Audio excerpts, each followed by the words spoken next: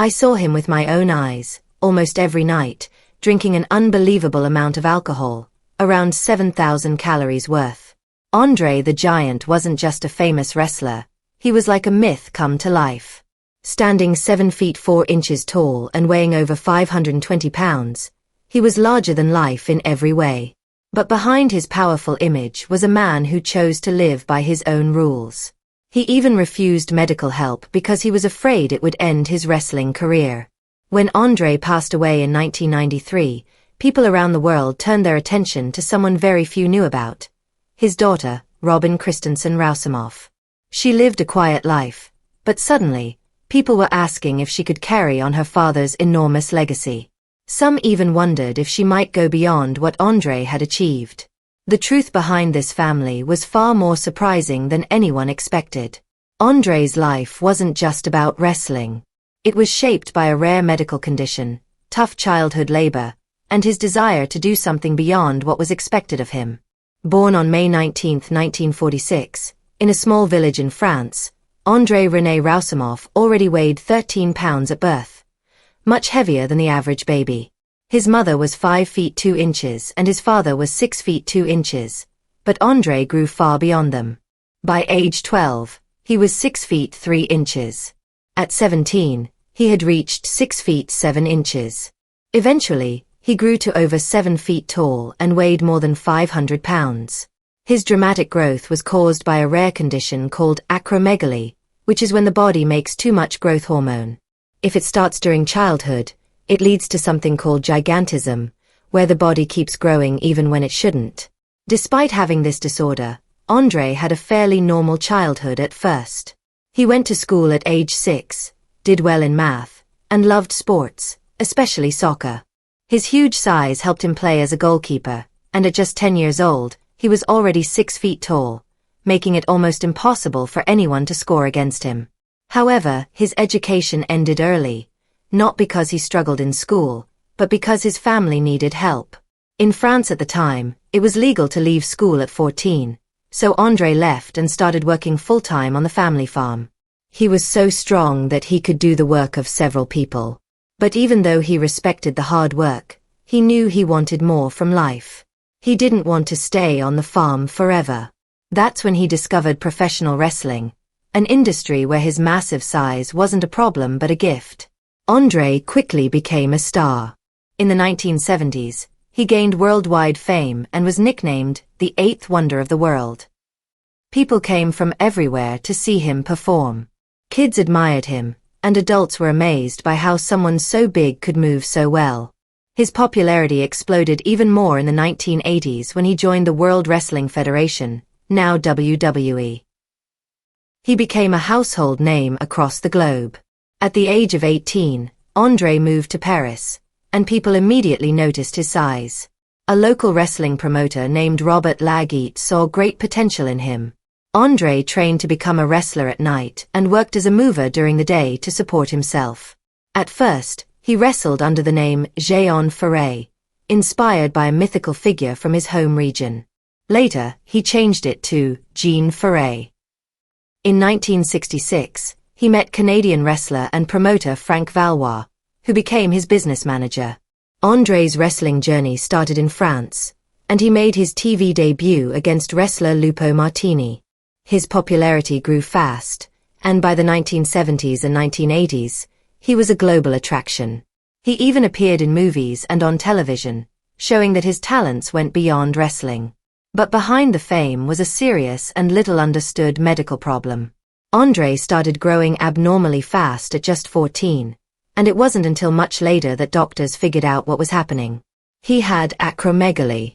By the time he was 15, he was already taller than most grown men. His hands, feet, and head kept getting bigger. He wore size 22 shoes, and anything he held looked tiny. His life wasn't just different because of how he looked. His size caused real problems in day-to-day life. Many everyday things were simply too small for Andre. For example, he couldn't use a regular phone because his fingers were too big, so he had to dial with a pencil.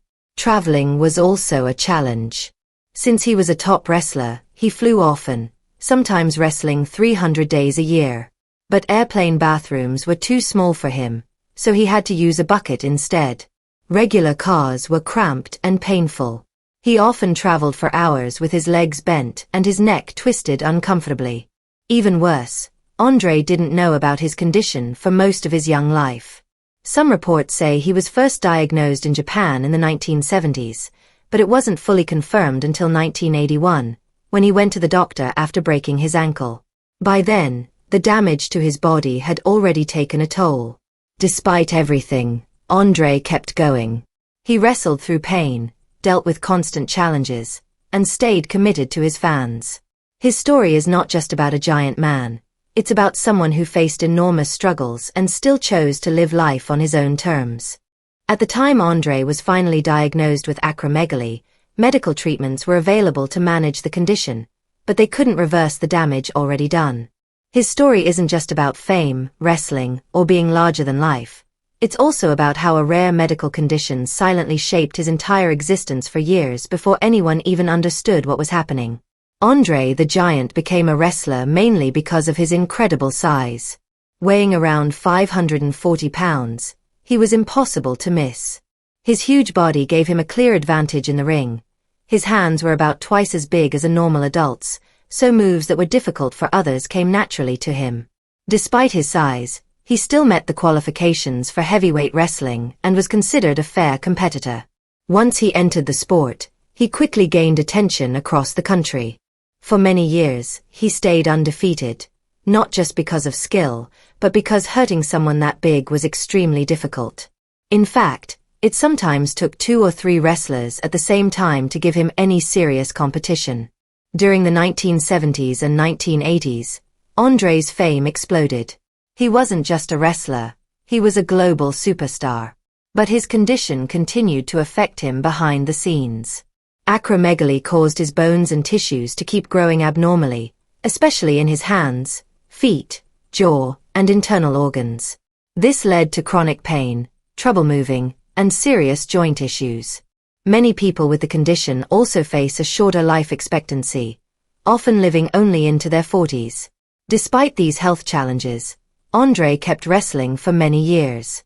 He didn't do intense workouts like other wrestlers because his size alone gave him a major advantage. Outside the ring, he became legendary for his drinking habits. Stories claimed he could drink over 100 beers in a single sitting. But there was more to him than just the giant who could drink and fight. Andre often said he just wanted a normal life. In his own words, he once said, "It's not my fault being the biggest and the strongest. I don't even exercise." He didn't choose to be different. He simply lived with what life gave him. As he got older, the effects of his condition became harder to ignore. His back, knees, and joints began to fail under the constant pressure of his massive frame. Eventually, he needed knee surgery just to keep performing. But even after surgery, the pain got worse, and his body grew more unstable. Still, he continued wrestling to entertain fans around the world. By 1992, his health had declined so much that he had no choice but to retire. But by then, he had already reached the peak of his fame. In the 1980s, he was not only a wrestling legend, he was also a pop culture star. One of his most beloved roles came in the movie The Princess Bride, where his kind nature and massive size made him unforgettable to viewers around the world. Andre's life ended too soon because of acromegaly, but his legacy has lived on. He remains one of the most iconic figures in both wrestling and entertainment history. One of the biggest moments of his career happened on March 29, 1987, when over 93,000 fans filled the Pontiac Silverdome in Michigan. They came to see a historic match, Andre the Giant vs. Hulk Hogan at Wrestlemania 3. It was one of the most famous events in wrestling history, built up with months of tension and excitement. Andre and Hogan had once been friends, but Andre's betrayal turned them into fierce rivals. The two giants standing face to face was an unforgettable sight. Andre stood at about 7 feet 4 inches and weighed over 540 pounds. Hogan, though big himself at 6 feet 7 inches and around 300 pounds, looked small compared to Andre. The match wasn't just about wrestling, it was about spectacle, emotion, and legacy. But even as fans cheered, Andre faced quiet struggles in his personal life. His size made everyday life difficult. In public, he was constantly stared at, photographed without permission, and approached by people who only cared about how big he was. He felt isolated at times, surrounded by people who saw him as a curiosity rather than a person. Behind the fame, Andre the Giant was a kind-hearted man who endured constant physical pain and emotional loneliness. He brought joy to millions but carried a weight few could understand. His story is a reminder that even the biggest legends can have the deepest struggles. In interviews, Andre the Giant shared how frustrated he felt that many people only wanted to be around him because of his fame. They didn't try to form real friendships with him. While he was widely known for his physical strength, another part of his legend was his ability to drink an incredible amount of alcohol.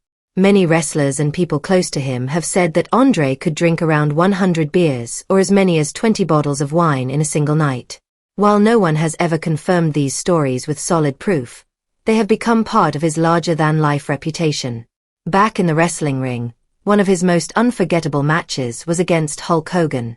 It took place at Wrestlemania 3 in 1987 and began with high tension. Early in the match, Hogan tried to lift Andre but couldn't do it. As the match went on, Hogan used his well-known hulking up move, where he seemed to gain strength from the crowd's cheers. Then, with one huge effort, Hogan picked up Andre and slammed him to the ground, a move that shocked fans around the world. He followed it with his famous leg drop to win the match. The crowd went wild. The moment Hogan lifted Andre became one of the most famous moments in wrestling history. It was not just about showing strength, it also marked a big change in wrestling, with Hogan becoming the new face of the sport. WrestleMania 3 made both Andre and Hogan into legends and became a defining moment in wrestling and pop culture. Andre the Giant passed away 10 years later, in 1993, at the age of 46 while visiting France. His health had declined because of the effects of acromegaly, but his influence on wrestling still lives on. Andre had a daughter named Robin Christensen Rousimoff, born in 1979. Her mother, Jean Christensen, met Andre in the early 1970s while working for WWE. Although their relationship wasn't serious or long-lasting, it resulted in Robin's birth. Jean later had to go to court to make sure Andre helped financially support their daughter. For most of her childhood, Robin only saw Andre a few times. Their relationship never fully developed. Andre was always traveling for wrestling, and his connection with Jean was strained. Jean once appeared on a TV show called A Current Affair, where she talked about how hard it was to raise Robin and the problems she faced dealing with Andre. At the time Jean was pregnant, Andre didn't think he could even have children. He doubted Robin was his until a court-ordered blood test in 1981 confirmed he was her father. After that, the court required Andre to pay child support, between $750 and $1,000 per month. Jean said that it wasn't Andre himself who didn't want to help, but his managers, who controlled his money and discouraged him from being involved personally. His constant travel made it even harder for him to connect with Robin. According to a book titled The Eighth Wonder of the World, whenever Andre called to speak with Robin, the conversations often turned into arguments between him and Jean. Andre wanted to spend time with Robin, but didn't want to see Jean. Meanwhile, Robin, still a child, didn't feel comfortable visiting him alone. Both parents agreed that she should not be exposed to the wrestling world at a young age. After Andre's death, Robin found herself in an unexpected position.